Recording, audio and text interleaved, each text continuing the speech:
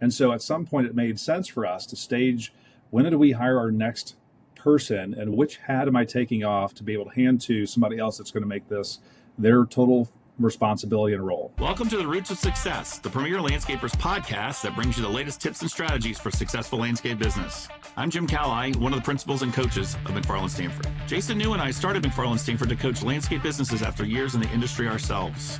Now, more than 10 years since we began, McFarlin has a deep bench of coaches and subject matter experts who work with our clients on very specific issues of business. Whether you're struggling with people, profits, or just day-to-day challenges, our coaches and guests have the real-world experience and practical advice to help you build a thriving and profitable landscape business. Welcome to the Roots of Success podcast. I'm your host, Jason New. Today we'll be focusing on the owner's blind spots. And so, topic today, what stage in your business is it time for me to start hiring for different roles that will improve our processes, improve our operations, our sales, that will ultimately set us up for success as we continue to grow the company? And so what we're going to talk about today is, when does it make sense for us to stage changes in how our team is set up and hiring the next role? And so let me just talk through some basic things. So we have all gone through this at some stage. We've done too many things. So in our business, we've done sales, we've landed that client, we've taken the client and put it into our crew schedule. We're going to do the work. We perform the work.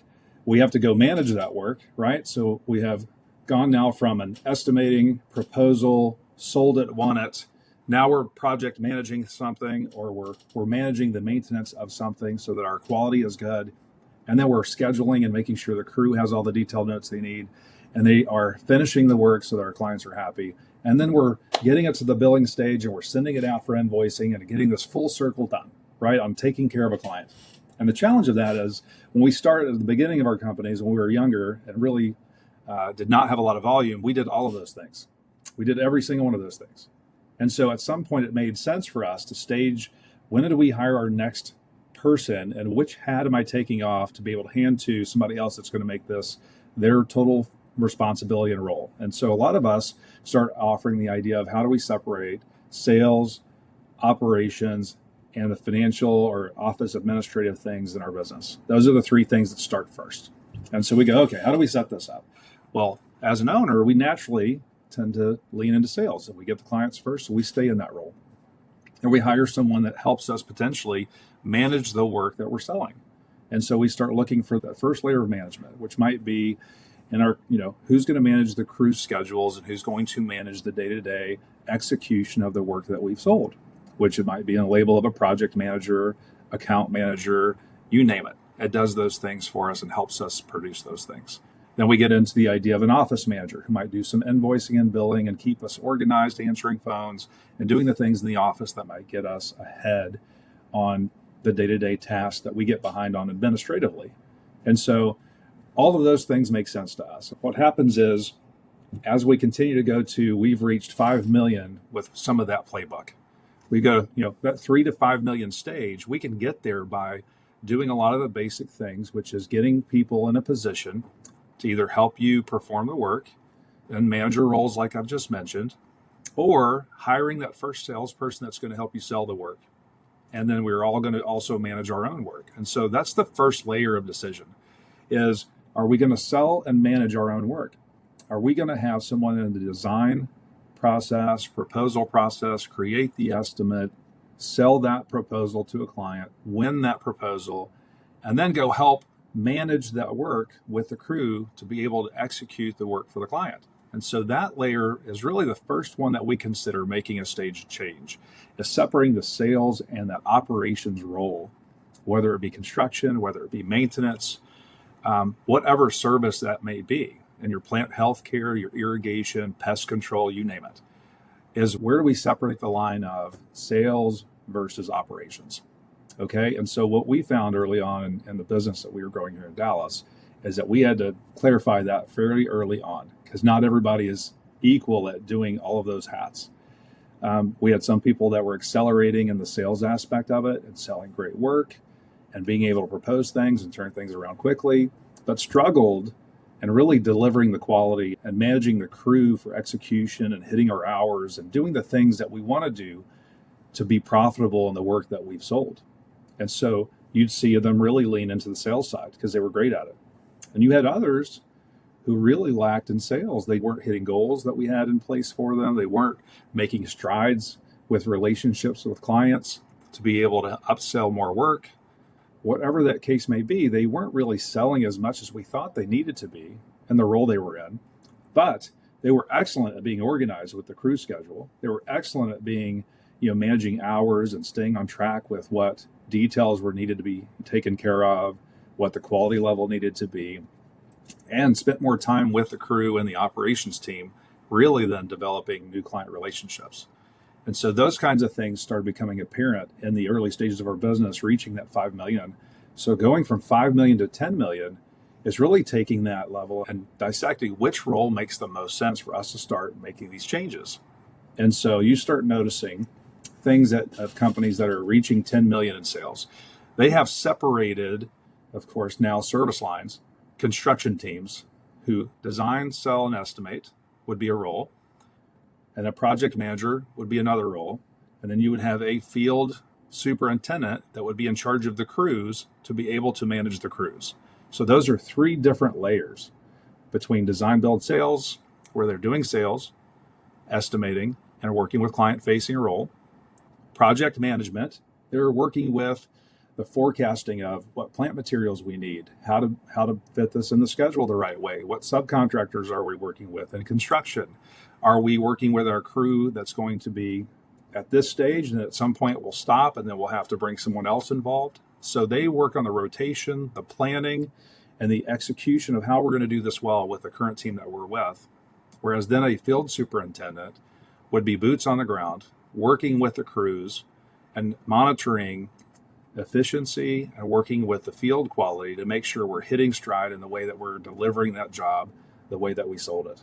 And so that becomes a very nice layer, a very first step into separating the roles between field superintendent, project management, and sales.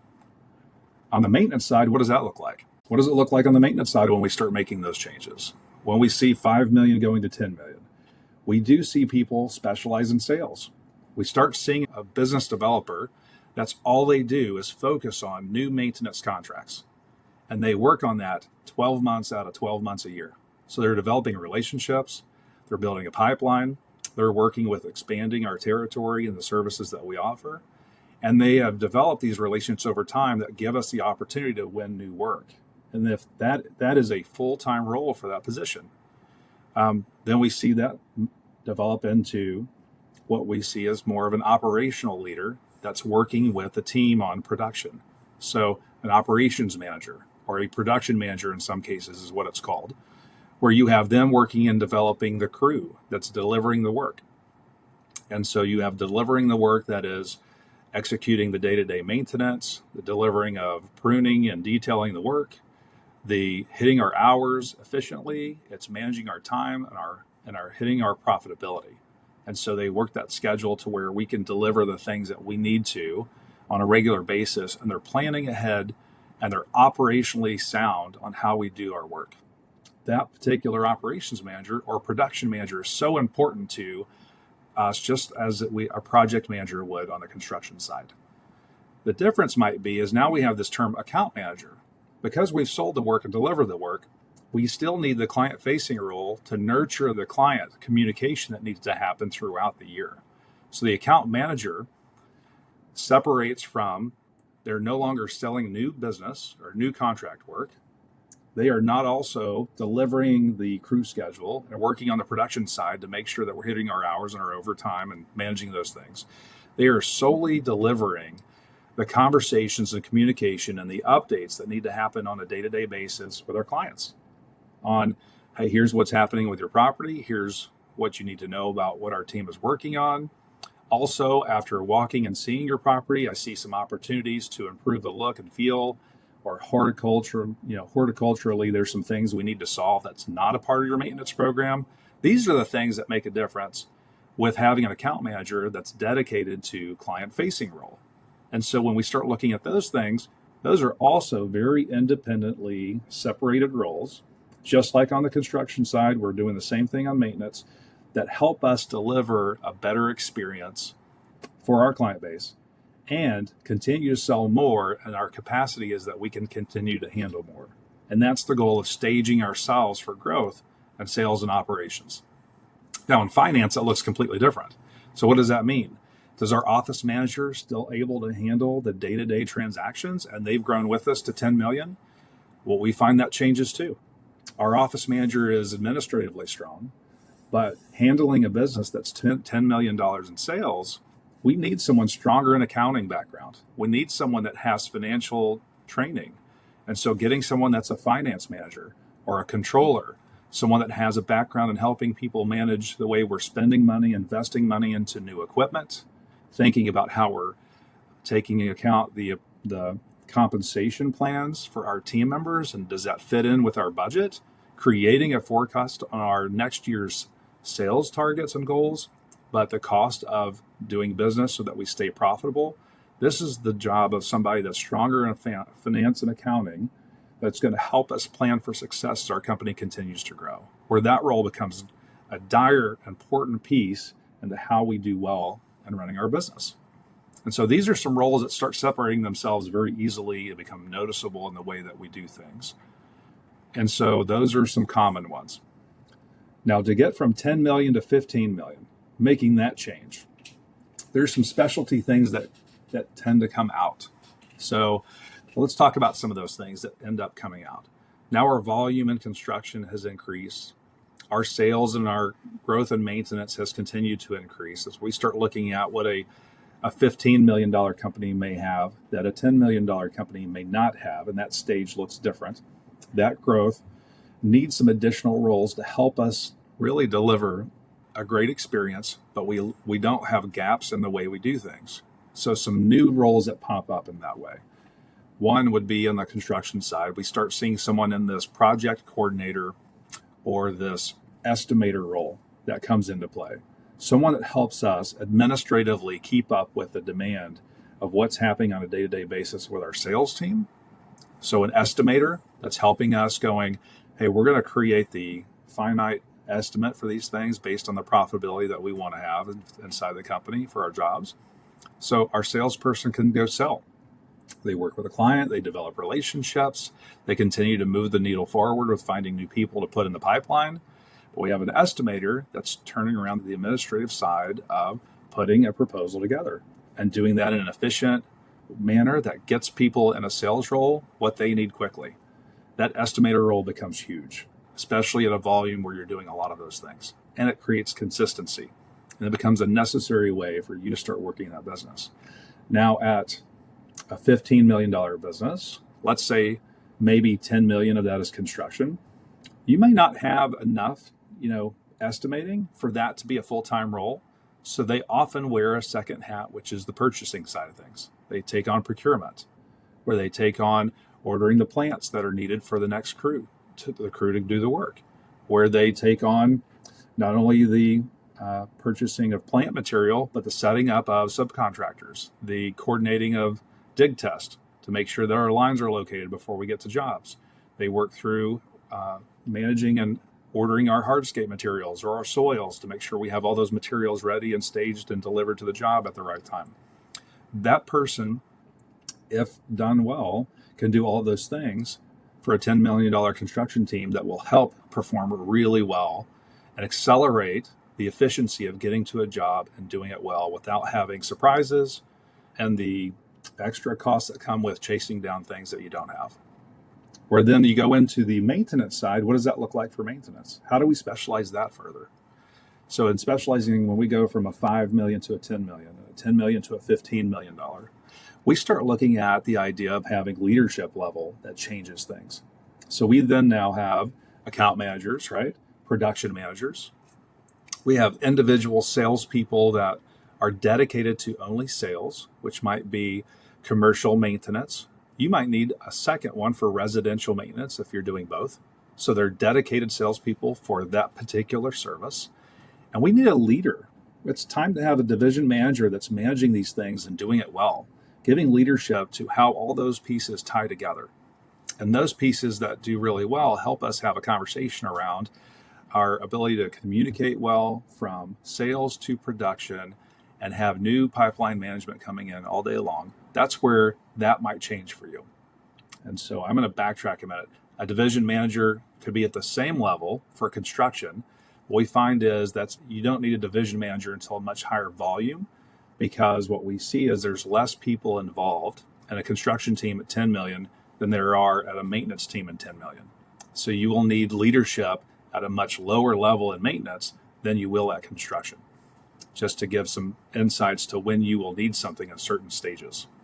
So as we go through some of these things, I'm sharing these with you because if you're looking at what owners' blind spots are, it's having these conversations in our peer groups. It's having these conversations with us as facilitators and coaches inside of our team that help you set up the plan so that you have a thought process on a hiring roadmap as your company grows. And when you start hitting certain sales targets and certain growth in your company over time, you would need a 3-year plan to help you think through where you need to be in 12 months, what you need to be prepared for in the next 3 years on hiring and getting those people in the roles that you will need. So that way you're successfully getting people in place and you won't feel like you're reactive in the way of solving issues that are hitting you in the face. You're getting ahead of things that will become issues later on if you don't do it. And so that is a huge key component of how thinking ahead at different stages of your business are going to make a difference, and how peer groups and how working together inside of a network of industry professionals like this who are reaching levels like that together have great conversations like this. So that's our episode for, how do you stage growth and what roles make sense for hiring. That's just a taste of it. There's a lot more to cover, but that's what we have in at least this topic and this segment. And so tune in again, please, for more owner blind spots on the next podcast for Roots of Success. Thank you for listening to this episode of Roots of Success, brought to you by the subject matter experts at McFarlin Stanford. Have a question you want our coaches to tackle in a future episode? You could submit that at McFarlinStanford.com/podcast. And to find more helpful content from McFarlin Stanford, follow us on X, LinkedIn, Instagram, and Facebook. If this or any of our episodes have piqued your interest in ACE peer groups, we encourage you to join us at ACE Discovery. Just check out the events tab at McFarlinStanford.com. This is Jason New, co-founder and principal at McFarlin Stanford. We'll see you next time.